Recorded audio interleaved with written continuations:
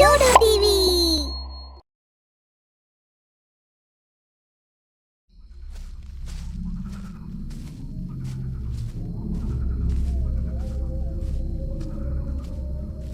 என்ன இவ்வளவு சூடா இருக்கு? சுத்தமா காத்தே வரமாட்டேங்குதே.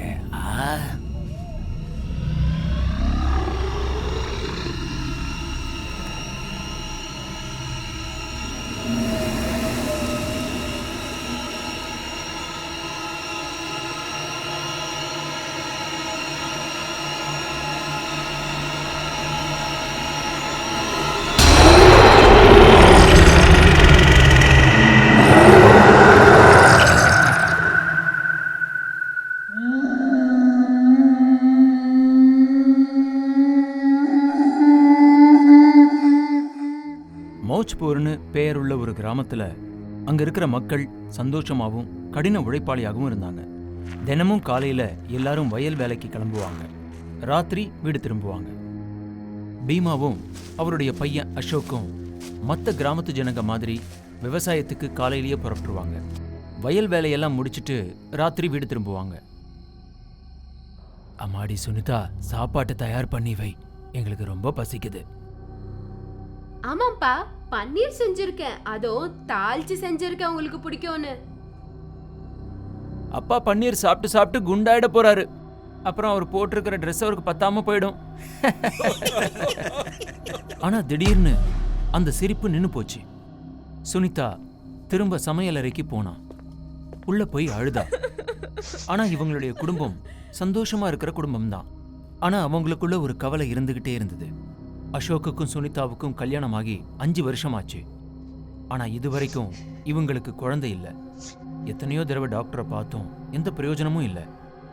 குடும்பத்துக்கு ஒரு வாரிசு இல்லைன்னு பீமாவும் ரொம்ப கவலையா இருந்தாரு.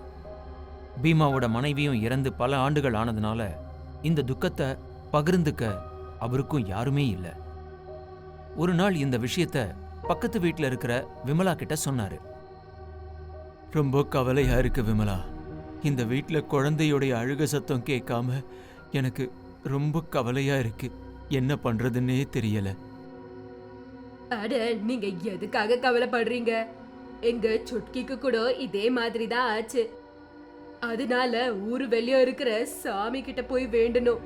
அவங்க ஆசீர்வாதத்தால எங்க வீட்டுல 9 பசங்க இருக்காங்க. 9 பசங்களை நாங்க கேட்கல, ஆனா அந்த சாமியோட ஆசீர்வாதம் இருந்ததுன்னா எது வேணாலும் நடக்கும் இல்லையா? நாளைக்கு காலையிலேயே அசோக்கையும் சுனிதாவையும் கூட்டிக்கிட்டு அந்த கோயிலுக்கு போறேன். காத்தாலியா? காத்தால இல்ல, அந்த தேவி கோவிலுக்கு ராத்திரி தான் போய் ஆகணும். போய் வேண்டிக்கோங்க. பீமா ரொம்ப சந்தோஷமா இருந்தாரு. இத்தனை வருஷமா பேரம்பேத்திய பார்க்க முடியலங்கிற கவலை இப்ப தீரப்போகுதுன்னு நினைச்சு சந்தோஷப்பட்டாரு. இவங்க சொன்ன இடத்துக்கு கூட்டிட்டு போக முடிவு பண்ணாரு.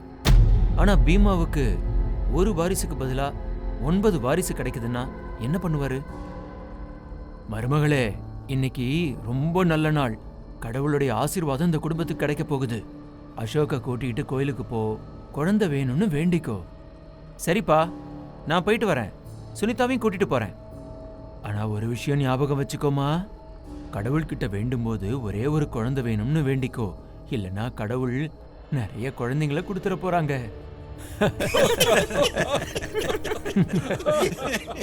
ராத்திரி சரியா 11 மணிக்கு அசோக்கும் சுனிதாவும் அந்த கோயிலை நோக்கி புறப்பட்டு போறாங்க.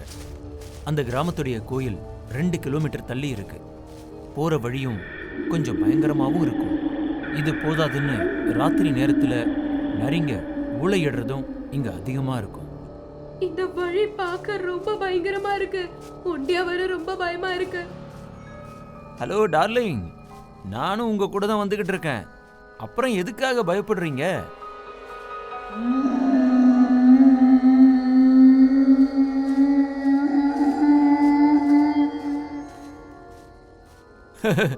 அதெல்லாம் ஒண்ணும் இல்ல, வேலையை நினைச்சா இதெல்லாம் மறந்துடுவோம். ஒரு பக்கம் பயம், இன்னொரு பக்கம் வேக்காடு. என்ன பண்றதுன்னு புரியலையே. இது ஜூலை மாதம். 2 கிலோமீட்டர் நடந்து போறாங்க. இவங்க 2 பேருக்குமே வேர்த்து கொட்டுது.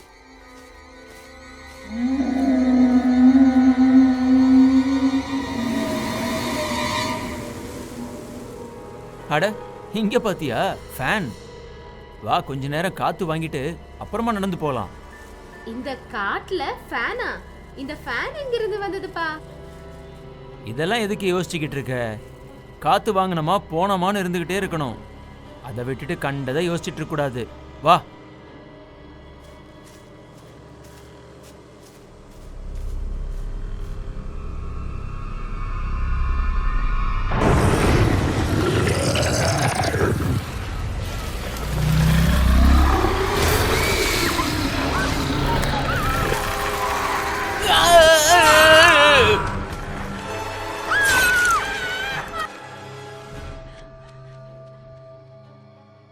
கடவுளே, உனக்கு இறக்கமே இல்லையா? உன்கிட்ட வேண்டிக்கிறதுக்காக தானே வந்தாங்க, அவங்கள இப்படி அநியாயமா அழிச்சிட்டியே. இதுக்கு முன்னாடி இந்த கிராமத்துல இப்படி கொடூரமா யாரும் இறந்ததே இல்லை.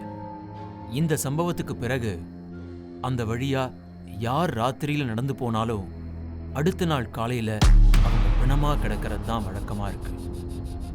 எந்த ஒரு மோசமான விலங்கும் இப்படி கொடூரமா கொலை பண்ணாது. இந்த ஒரு மாசத்துல கிட்டத்தட்ட 10 பேர் அநியாயமா இறந்து போயிருக்காங்க. பீமாவும் கிராமத்து மக்களும் பஞ்சாயத்து தலைவரை சந்திக்க முடிவு பண்ணாங்க. நம்ம கிராமத்து மக்கள் இந்த மாதிரி அநியாயமா இறந்து போறாங்கன்னா நம்ம கூடிய சீக்கிரமே இந்த கிராமத்தை விட்டு வெளியே போறதுதான் நல்லதுன்னு எனக்கு படுது. இதை ஏத்துக்கிட்டாலும் ஏத்துக்கலனாலும் நாம இந்த கிராமத்தை விட்டு வெளியே போய் தான் ஆகணும். பீமாவால இதை ஏத்துக்கவே முடியல. இவ்வளவு கொடூரமா யார் கொலை பண்றா? சந்தோஷமா இருந்த தன்னுடைய குடும்பத்துடைய நிம்மதியை யாரு கெடுத்ததுன்னு தெரிஞ்சுக்க ஆசைப்பட்டாரு. உடனே அவர் சொன்னாரு, இன்னைக்கு ராத்திரி நான் அந்த வழியா போறேன். இந்த கதைக்கு இன்னையோட நான் ஒரு முடிவு கட்டலான்னு இருக்கேன். இவ்வளவு பயங்கரமான வேலையை இந்த வயசானவர் செய்வாரா? பீமா சின்ன வயசுல இருந்தே வலிமையா இருக்கக்கூடியவர்.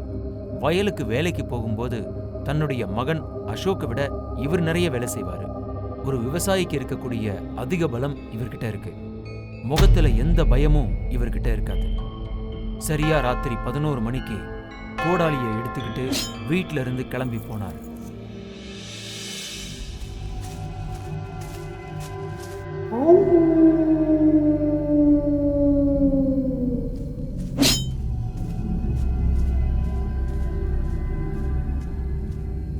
என்ன இவ்வளவு சூடா இருக்கு? சுத்தமா காத்தே வரமாட்டேங்குதே.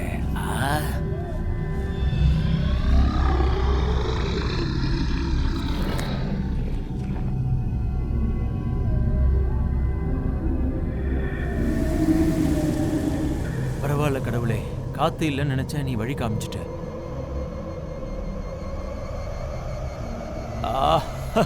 நல்ல காத்து வருது. இன்னைக்கு பாத்துடுறேன். இந்த வேலையை யார் செய்யறாங்களோ அவங்களுக்கு ஒரு முடிவு கட்டுறேன்.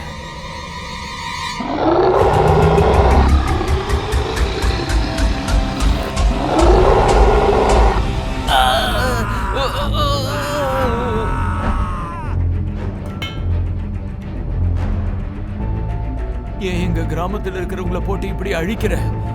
இவங்களெல்லாம் அழிக்கிறதுனால நீ நினைக்கிறது நடக்குதுன்னு நினைச்சிட்டு இருக்கியா? ஒழுங்கா என்ன விட்டுரு.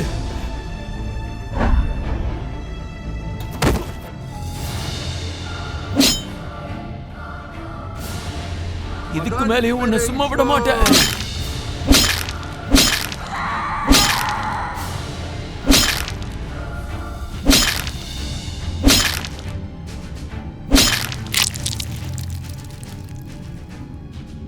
இனிமே இந்த கிராமத்து மக்களுக்கு உன்னால எந்த தொல்லையும் இருக்கக்கூடாது.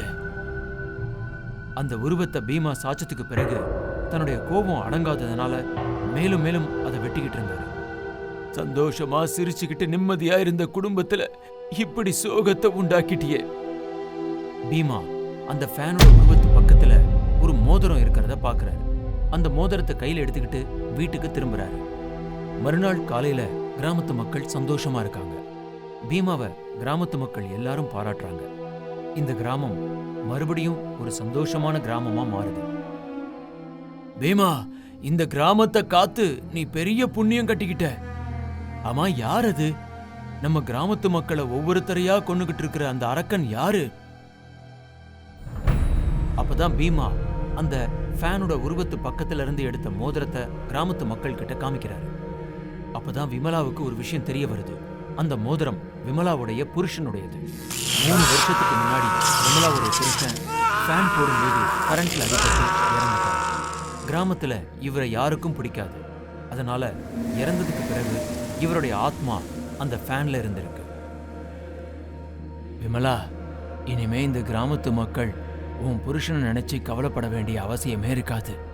பஞ்சாயத்து தலைவர் பீமாவுக்கு மாலை போட்டு வாழ்த்து தெரிவிச்சார்.